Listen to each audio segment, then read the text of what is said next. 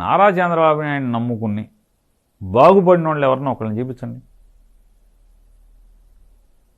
కాబట్టి ఆయన ఆలోచన సరళే దారుణమైంది. ఆయన రాసుకున్నాడు పుస్తకం మనసులో మాట అని. ఆ మనసులో మాట ప్రతి పేజీలో కూడా పెత్తందారి మనస్తత్వం, భూస్వామ్య ఆలోచనలు,